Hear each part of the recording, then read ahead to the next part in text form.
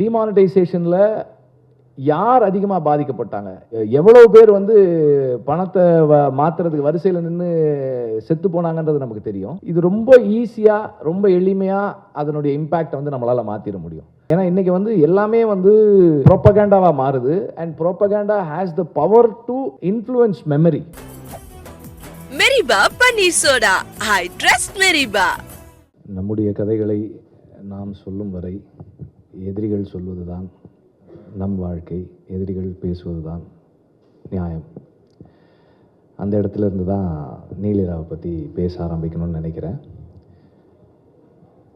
இந்த படம் ஈழத்திலிருந்து வந்த ஒரு இளைஞன் தன்னுடைய வலியை, தன்னுடைய நினைவுகளை ஈழத்திலிருந்து வந்த இன்னொரு இளைஞனோடு சேர்ந்து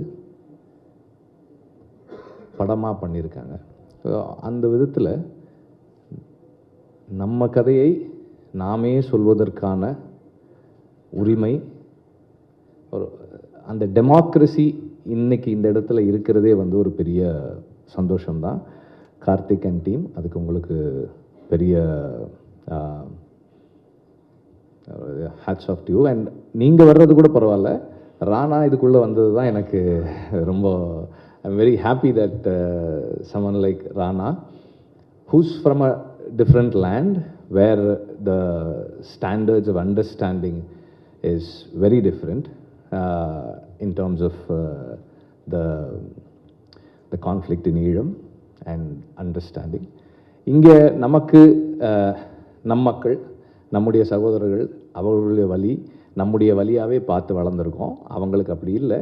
ஆனாலும் சினிமாவின் வாயிலாக அதை சாத்தியப்படுத்திய சௌமித்திரனுக்கு இந்த இடத்துல மீண்டும் ஒரு வாழ்த்துக்கள். இந்த ஒரு ரைட்டராக சௌமித்திரனுடைய அச்சீவ்மெண்ட் இஸ் இம்மென்ஸ். ஏன்னா இந்த படத்துக்குள்ள வயலன்ஸ் இல்லைன்னு சொன்னாங்க. திஸ் இஸ் நாட் விஷுவலாக இல்லை violence. Extremely violent film. This is extremely violent in the sense, கதவை 10 பேர் தட்டுறாங்கன்னு தெரிஞ்ச உடனே அந்த வீட்டில் இருக்கிற பெண்கள் எல்லாம் 1 சட்டை 2 சட்டை 3 சட்டை போடுறாங்கன்னும் போது, அது இன்னொருத்தரும் சொல்லியிருந்தாங்க, it's a very shocking thing. நமக்கு வந்து யூ ஃபீல் சோக்ட். அண்டு ஒரு இராணுவ குழு நம் வீட்டு வாசலுக்கு முன்னாடி வந்து உட்காரும் போது அது நமக்கு ஏற்படுத்தக்கூடிய உணர்வு, அந்த பயம், அந்த உடைக்கு எப்போதுமே இருக்கின்ற ஒரு தன்மை, அந்த சென்சாருக்காக சில விஷயங்கள் நாம் செஞ்சுருக்கோம். அது அங்கே தான் ஒரு ரைட்டராகவும் நான் அவரை அப்ரிஷியேட் பண்ணுறேன். ஏன்னா சென்சாரோட உள்ளே போய் வெளியே வர்றதுன்றது வந்து அது இந்தியன் சென்சார்ஷிப்போட ஒர்க் பண்ணுறது, that again is a special craft. அதுக்கு நம்ம தனியாக பயிற்சி எடுத்துக்கணும். ஏன்னா வந்து அது இல்லைன்னா நிறைய சேலஞ்சஸ் வரும். ராஜமுருகனோட நான் ஏற்கனவே ஒரு தடவை பேசியிருக்கேன். அப்போது நாம் சொல்ல வேண்டியதை சொல்வதற்கும் அவர்கள் எடுக்க வேண்டியதை கொடுப்பதற்கும் திட்டமிட்டு தான் நம்ம படம் எடுக்கிறோம். அண்ட் இந்த படத்தை பார்த்தப்போ நான் வந்து சென்சாருக்கு முன்னாடி பார்த்தேன். எனக்கு தெரிஞ்ச இன்டர்நேஷ்னல் ஃபெஸ்டிவல் சர்க்கியூட்டில் ரெக்கமெண்ட் பண்ணுறதுக்காக இந்த படத்தை ஃபஸ்ட் டைம் நான் பார்த்தேன். அப்போ சென்சார் பண்ணப்படலை இந்த படம். இப்போ நேற்று பார்த்தப்போ சென்சார் பண்ணிட்டு பார்த்தேன். ஸோ சென்சார் பண்ணதுக்கப்புறம் நான் என்ன நோட்டீஸ் பண்ணியிருந்தேன்னா, இந்த படத்துக்குள்ள whatever that is overtly said has been censored, but the unsaid and the subtly said have been left there. And ஒரு போர் சூழலுக்குள்ள மக்களுக்காக போராடுகிற ஒரு இயக்கமும் மக்களும் என்னவாக ஒரு இராணுவ அமைப்பை பார்க்குறாங்க அப்படின்றது பல இடங்களில் இருக்குது. அவர் சொன்னார், சிலதெல்லாம் யாராவது சொல்லிடுவாங்களா அப்படின்னு யோசிச்சிருந்தேன். நான் எல்லாமே சொல்ல போகிறேன் அப்படின்ட்டு தான் வந்தேன் நான்.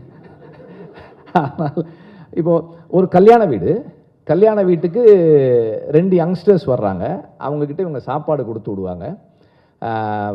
போராளி இளைஞர்கள் வர்றாங்க, அங்கே இருக்கிறவங்களுக்கு சாப்பாடு கொடுத்துருவாங்க. அந்த கல்யாண வீட்டிலேருந்து சாப்பாடு போகுது. என்னம்மா சாப்பாடு, முட்டையா அப்படின்னு அந்த பையன் கேட்பான். ஆமாப்பா, எங்களுக்கு இது கல்யாண வீடு, அதனால் எங்களுக்கு மரக்கறி தான், நீங்கள் வர்றீங்கல்ல உங்களுக்காக நாங்கள் முட்டை செஞ்சுருக்கோம் அப்படின்னு சொல்லி அவங்க சொல்லுவாங்க.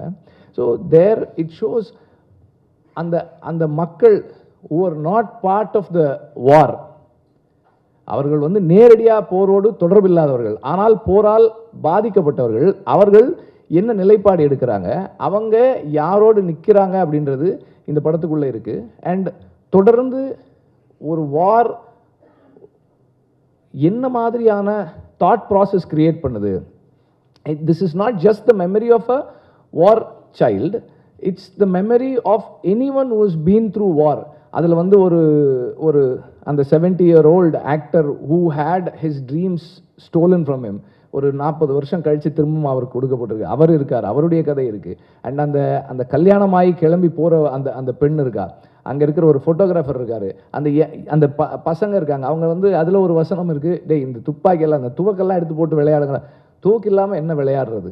ஒரு போர் சூழலில் வளர்கிற ஒரு குழந்தையினுடைய எண்ணம் என்னவா இருக்குது அப்படின்றது அதுக்குள்ளே இருக்குது. அண்ட் ஒவ்வொரு அந்த ஸ்கிரிப்ட் கன்ஸ்ட்ரக்ட் பண்ணியிருக்கிற விதமும் சரி, ஒவ்வொரு கேரக்டர்ஸுமே சரி, அண்டு அதுக்குள்ளே வந்து இருக்கிற நியாயங்கள் பேசப்படும் போது அந்த கேரக்டர்ஸுடைய சில கேரக்டர்ஸோட நியாயம் வந்து ரொம்ப ஃபீபிளான நியாயமாக இருக்கும். அது ஒரு தோற்றத்துக்கு நியாயம் மாதிரி தெரியும், ஆனால் வந்து நம்ம அப்படியே அவனுக்கே தெரியுதுப்பா அது உண்மை இல்லைன்ற மாதிரியான நியாயமும் இருக்குது. அது ஒரு ரைட்டிங் ஸ்கில் அண்ட் ஒரு சென்சர்ஷிப் டிகாய்னு கூட சொல்லலாம், இதை அப்படின்னு சொல்லலாம். But as everybody said, this film does not talk about hate, this film does not advocate violence. இது வந்து ஒரு பிரச்சார படம் இல்லை, ஒரு ஐடியாலஜியை தூக்கி பிடிப்பதற்காக பல கோடி செலவு பண்ணி எடுத்த படம் இல்லை, பல 100 கோடி சம்பாதிக்கணும்னு ஆசைப்பட்டு ஒரு வெறுப்பையோ அல்லது வன்முறையையோ பணமாக்க விரும்பாத ஒரு படம் இது. அந்த அடிப்படையில் this is a film which does not want to sell hate, caricature a race, a community, a religious sect, அதுபோல எதுவுமே இல்லாத ஒரு படம். யாரையும் நேரடியாக விமர்சனத்துக்கு உட்படுத்தாமல் சம்பவங்களை சொல்லுது. ஒரு சம்பவத்தின் வாயிலாக பார்வையாளனுக்கு ஒன்று கிடைக்குது. ஏதோ ஒரு சாமியை தூக்கிட்டு வந்துகிட்டு இருப்பாங்க ஆட்கள், அவங்களெல்லாம் நிறுத்தி அவங்க ஐடி கார்டு செக் பண்ணுறாங்க. அது ஒரு சின்ன ஒரு காட்சி தான். அதுக்குள்ளே நமக்கு என்ன அண்டர்ஸ்டாண்டிங் வருது, அது ஒரு காட்சி தான். அது ஒரு it's a procedural scene. It has got nothing in it but a procedure, a normal procedure of someone doing due diligence. அப்படி தெரிய ஆட்களை திடீர்னு வந்து ஒரு மிலிட்டரி அல்லது ஒரு போலீசிங் சிஸ்டமில் இருக்கிறவங்களுக்கு ஐடி கார்டு செக் பண்ணுறதுக்கான உரிமை இருக்குது, அப்படி செக் பண்ணுறாங்க. அவ்வளோதான் அந்த காட்சி. ஆனால் அதுக்குள்ளே இருக்கிற ஒரு பொலிட்டிக்கல் ஸ்டேட்மெண்ட் ஒன்று இருக்குது. ஸோ இப்படி பல இடங்களில் ஒரு ரைட்டராக அவர் வந்து எக்ஸ்ட்ராடினரியாக ஒர்க் பண்ணியிருக்காரு. And the stand of where there is a conversation between the military officer and the rebel, அவங்களுக்குள்ள இருக்கிற அந்த கான்வர்சேஷன், அந்த ஸ்டாண்ட், இந்த பக்கம் அந்த பக்கம் இருந்து நடக்கிற அந்த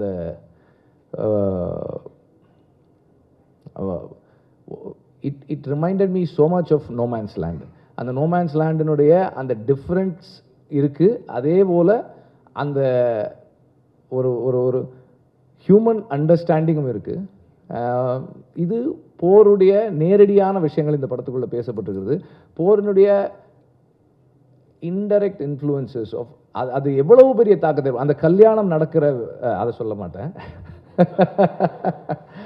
அந்த கல்யாணம் நடக்கிற விதம் வந்து நமக்கு அது நமக்கு தெரிய ஆரம்பிக்குது. கொஞ்சம் நேரம் போக ஓகே இப்படி தான் இந்த கல்யாணம் நடக்க போகுது போல் இருக்குன்னு நமக்கு அப்படியே யோசிக்கும் போது அது நடந்து முடிந்த பிறகு கடைசி காட்சியில் இது எங்கே போய் நிற்கும், இந்த கல்யாணம் பண்ணிக்கிற இந்த பொண்ணினுடைய வாழ்க்கை, இது எல்லாருக்கும் ரொம்ப சாதாரணமாக, போர்ச்சூழல் இல்லாதவர்களுக்கு மிக சாதாரணமாக நிகழக்கூடிய ஒரு விஷயம்.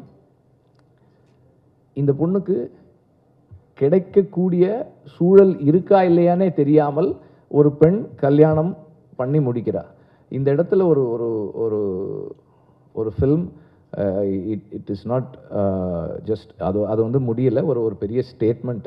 It brings a statement and telling stories, creating stories from historical moments in our lives is the way to take forward the history to the next generation. ஏன்னா வரலாறு என்பது அதிகாரத்தால் எழுதப்படுவது. கலையால் நாம் ஒரு ஒரு ஒரு கலைன்னு சொல்லும்போது கூட நிறைய ரிட்டன் லிட்ரேச்சர் இருக்குது இந்த இஷ்யூக்கு.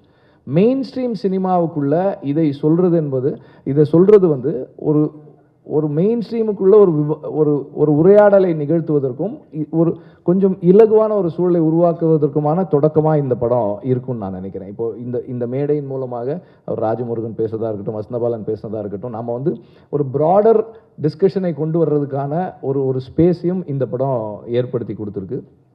Again thanks to the producers. இது மாதிரி ஒரு படத்தை பேக் பண்ணுறதுக்கு it takes a lot of courage and lot of patience. இது ரிவைசிங் கமிட்டி போகல படம் இது. ஓகே. ஸோ ரிவைசிங் கமிட்டி போகாமல் வர்றதே வந்து it's again good writing, craftsmanship அப்படி தான் சொல்லணும். ஸோ இது போல் கதைகளை சொல்கிறது தான் வந்து இந்த உண்மையை நாம் பாதுகாக்க முடியும். ஏன்னா இன்றைக்கி வந்து எல்லாமே வந்து ப்ரோப்பகேண்டாவாக மாறுது. And propaganda has the power to influence memory. Memory is so fickle. நம்ம எல்லாருக்குமே தெரியும் டிமானிட்டைசேஷனில் யார் அதிகமாக பாதிக்கப்பட்டாங்க, யார் அதனால் வந்து எவ்வளோ பேர் வந்து பணத்தை மாற்றுறதுக்கு வரிசையில் நின்று செத்து போனாங்கன்றது நமக்கு தெரியும். ஆனால் இது ரொம்ப ஈஸியாக, ரொம்ப எளிமையாக அதனுடைய இம்பேக்டை வந்து நம்மளால் மாற்றிட முடியும். ஸோ ப்ரோப்பகேண்டாக்கு, ஹேட் ப்ரோப்பகேண்டாக்கு எதிராக நாம் என்ன பண்ண முடியும்? நம்ம இந்த மாதிரியான படங்களை தான் செய்யணும். இதன் வாயிலாக நாம் நம்முடைய மெமரியை சரியான முறையில் நாம் தொடர்ந்து ஒரு உரையாடலை ஏற்படுத்துறதுக்கு பயன்படுத்திக்கணும். தொடர்ந்து இது போல் படங்கள் பண்ணுங்கள். அண்ட் இந்த படம் நிச்சயமாக வெற்றி அடையணும். வாழ்த்துக்கள். தேங்க்யூ. நடிகர்கள் எல்லாருமே நல்லா பண்ணியிருந்தாங்க. அதில் ஒரு முக்கியமான விஷயம் ஒன்று சொல்லணும். ஈழத்தை அப்படியே நமக்கு கொண்டு வர முடிஞ்சது சினிமாட்டோகிராஃபிலையும் ஆர்ட் டைரக்ஷன்லையும் சொல்லியிருந்தாங்க.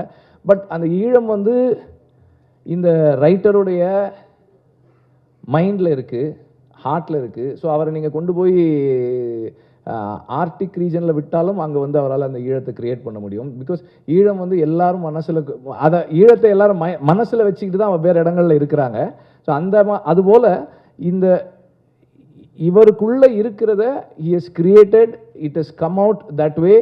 ஸோ இந்த நடிகர்கள், அந்த இடம், அந்த லைட்டிங், அந்த ஆர்ட் டிபார்ட்மெண்ட் ஒர்க் எல்லாமும் ஈழத்தை நினைவுபடுத்துதுன்னா அது வந்து அந்த ரைட்டருக்குள்ளேருந்து, அந்த இயக்குனருக்குள்ளேருந்து வெளியே வந்தது. அவருக்குள்ளேயே ஈழம் இருக்குன்னு சொல்லி முடிக்கிறேன். நன்றி. மெரிபா பன்னீர் சோடா. I trust மெரிபா.